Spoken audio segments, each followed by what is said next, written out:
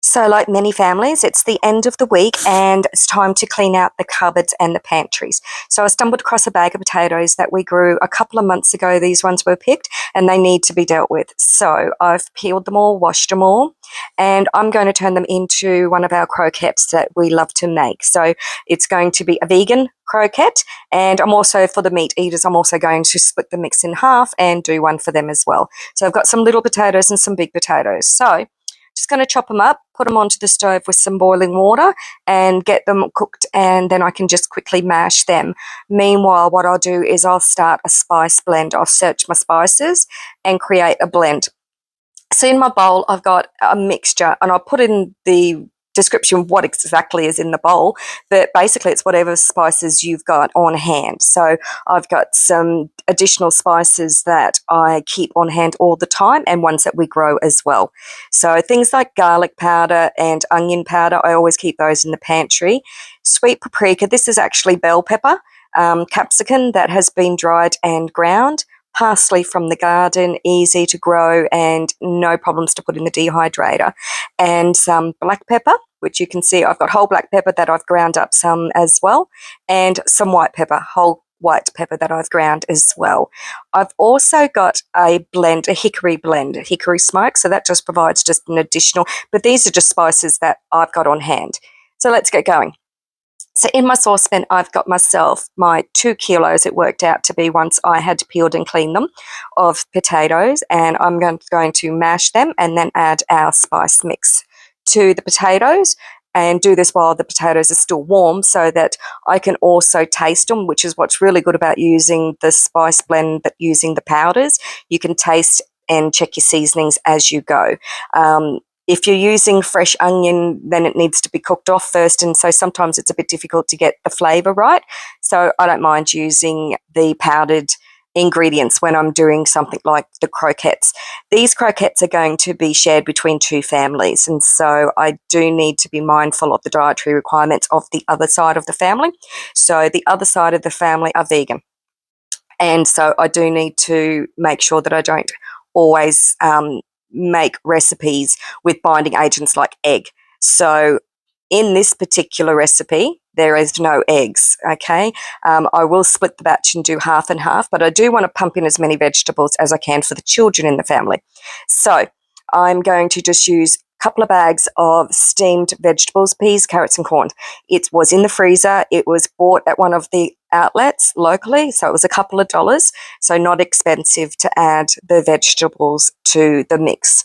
And then I'm just going to blend them through carefully so I don't squash all of the vegetables. I want to keep them whole if possible. So I'll just fold all of those vegetables through the mashed potato, which is pretty simple to do. And I've checked the seasoning and I'm happy with the seasoning. It's not too spicy for the young ones. It's easier for us to add spice afterwards than it is to take it away from the main mix. This recipe I've shared several times with the family and we all love it, but I've never put it on here. So this is just a go-to recipe when you're just using up produce that you've got in your refrigerator. So you may have a couple of carrots in the bottom of the fridge, perfect to chop them up and put them in here. You can grate them up as well. I'm just using vegetables that are already pre-cooked, which then saves on the cooking time when I'm frying this afterwards, because I don't want to be frying for a long period of time. Now, to make this all join together, instead of using an egg, what I am going to use is bread flour to increase the protein level of the mix, and I'm going to add 1 cup of bread flour to my 2 kilos of potato, and I'm just going to fold that through as well. And also because egg helps to make things nice and crispy, and I'm taking egg out of this mixture. If you've got egg and you want to use egg, go ahead and use egg. We just are not using egg in this particular mixture.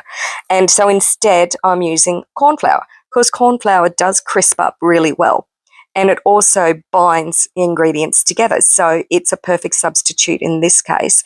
So is arrowroot. It's another option if you don't want to use corn flour. Either way, either or, they both work perfectly well. So I will just be adding that. There's no butter in this. There's no milk in this. So it's just a simple blend. And then I just use a soup spoon. It's about the right size. You don't want them too big. So they need to be a reasonable size. These are about 30 grams. So I'm just going to go ahead and roll a bunch of balls. And then I can either put breadcrumbs on the outside just by rolling them lightly in some breadcrumbs, or I can not do that at all if I want to. But what is important is that we need to chill these. So for my lovely daughter following the recipe, you need to put them in the fridge, okay? You can't cook them when they're hot. They've got to be cooled down in order for those binding ingredients to work their way. And also you've got potato, so the potato starch also, when it's chilled, firms up as well. So it does need to be chilled before we do cook these. So into the refrigerator, they will all go once I have rolled myself about 100 balls. So I have now rolled them in just some really fine breadcrumbs, again, straight out of the cupboard, nothing fresh about them, just plain breadcrumbs. So cheap and easy to keep on hand for doing exactly that. Now for the rest of the family who do eat meat, so all the men in the household eat meat, the females don't seem to eat meat in my family, but this is okay. We're now going to add the bacon. So in my refrigerator, I had one single ham steak left over, so I've just chopped that up. It was just over 100 grams. So just again, just leftovers out of the refrigerator. So I'm going to just roll all of the meat and potato balls together now and keep them separate from the other ones. And then once they're all prepared, I'll prepare the oil for frying them all off separately. Once again, I've got my meat balls now because these have got ham in them. So these are the ham and vegetable croquettes, and I'm just going to roll them lightly in the breadcrumbs. Again, no egg, no flour, no additional ingredients are needed to stick the breadcrumbs to the potato. The starch in the potato will hold the breadcrumbs on the outside easily. So all I need to do is add a little bit of tallow to the oil when I'm cooking these ham ones, and then I'll put some beef flavour into them as well without actually having to add beef to them. So that'll just enrich them a little bit more and make them taste a little bit more flavoursome for the men in the household who will be eating the meatballs instead. Now, I've just added what I had left over in the refrigerator, which was one piece of ham. Oh, it's a ham steak, so it was 100 grams. But you can add any meat product you want to this if it's already pre-cooked. So anything like chicken, bacon, or even beef. If you've got some cooked up beef, you can make some beef croquettes. I just happen to be using what I had left over in the refrigerator. Let's cook them all up. So in this pan, I've just got some straight avocado oil, which is a neutral oil and it doesn't have any flavour added to it. So it's perfect to be cooking these vegetable ones. So this is the straight vegetable croquettes, the potato and vegetable croquettes, and I'll just cook them till they're golden brown and then remove them. Make sure that your oil is nice and hot so that we are sealing the outside very quickly. And this is them already cooked up, looking lovely and golden. Now they need to chill. These ones will be getting put away in the freezer. Now, in my avocado oil, I'm going to zhuzh it up for the meat version of the croquettes, and I'm just going to add some fresh tallow. So this is the beef fat trimmings that we melted down several weeks ago, and I have the beef fat trimmings left over in the refrigerator. So it's a perfect way to add some flavour to the potatoes that have got the meat, and it will just make them more enriched and give them a really, really beefy flavour, and the guys like that. So, and it'll crisp them up as well. So that's them done. Moving on to dinner. So back to the refrigerator. I've got some mozzarella and I've got half a roast chicken. I bought that at Costco about 3 days ago, so it does have to get used or it's going to be fed to the dogs. So let's turn that into something edible. I've got the meatballs that they're getting cooked up at the moment as well, a batch of them. I've got some Eden cheese, some bacon, some salami, some eggs, some milk. Alrighty, so in the pantry, I'm hoping that somewhere in here, amongst all of this mess that really does need to be sorted out, somewhere is still some, I've got plenty of beans, pasta, good job. Rightio, I think I can put together a main meal using the pasta, the chicken, the bacon, and some leftovers from the fridge. Let's make up some dinner just using the leftovers.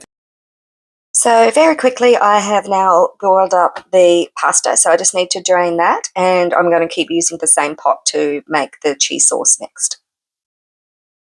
Radio, pasta is draining. Now it's time to make our quick cheese sauce. Everything all in one pan, just using the ingredients from the fridge. We're going to start by melting some margarine into the bottom here, which I need to now add some flour to as well. So while the margarine or the butter is coming up to temp, I just need to blend up the cheese. So I've got American cheese slices and I've got some Edam cheese. Alrighty, so that's our cheese ready to go. Make it really quick to melt it down. Now, while that is getting up to temperature, I'm going to chop up some of our bacon. Once again, don't want to do a lot of dishes, so I'm just using kitchen shears to chop up all of the added ingredients. Now, I promised my son no vegetables today, so he will just be getting the meat and the cheese added, but I'd love to put some veggies in. But I promised no vegetables, so no vegetables. So I'm just going to be doing the bacon, which is only 150 grams, and also chicken. And I'm going to be adding 1 litre of milk, just UHT milk, so it's $1.60 for that little carton of milk as well. And I also need to add some flour, so not too expensive to make the macaroni and cheese dish, just using all the leftovers out of the refrigerator. So I'm just going to render down some of this bacon. It's fresh made bacon, smoked on our smokers outside, so it was a pork belly, so it does need to be cooked off and just render some of that fat out. That'll add extra flour, extra flavour. So flour wise, I'm just going to add 4 tablespoons of, I'm just using a bread flour, so just any flour is fine, and I'm just going to cook that for 1 minute. For every 1 cup of milk, need to add 1 tablespoon of flour, and because I'm using 1 litre of milk to make my cheese sauce, I needed 4 tablespoons of flour. So I'm just going to cook that off really, really well before I then add the chicken. And the chicken was a chicken that I bought at Costco earlier in the week, and so it was, for the whole chicken, it was $7, but this is less than half of that chicken. So I'm just going to chop it up with the kitchen shears as well, and then into smaller pieces, and then I'm going to add that into the hot bacon and cook that up as well before I then add the rest of the ingredients, which is the milk. So we'll put in the 1 litre of the milk and start to bring that up to temperature long before I add the cheese. Once it's simmering, then I can add my cheese, and then we can add some additional seasonings to make it taste just that little bit richer as well. So, as well as a really good way to add some flavour to the cheese sauce is to use the dips that you can purchase, normally used for crackers. So you can get French onion dip, as well as barbecue and seafood flavoured. There's lots of different flavours. In fact, there's dozens and dozens of flavoured dips. But a really nice dip to add to this, to add some additional flavour, is French onion dip. So you can use half the amount of cheese. In this case, I'm using about 400 grams of cheese in total, which at $10 a kilo works out about $4 cheese. So the meal will still be well under $10 for everything that I'm putting in here, and it should give me about 7 servings of the meals. Now, if I was able to add the vegetables that I would normally add to this pot, it would be at least 1 kilo of mixed vegetables getting added into this pot. And a bag of mixed vegetables from Woolworths at the moment is $1. So it's only an additional $1, but it doubles the amount of food that I'm able to get from each portion when I divvy it up.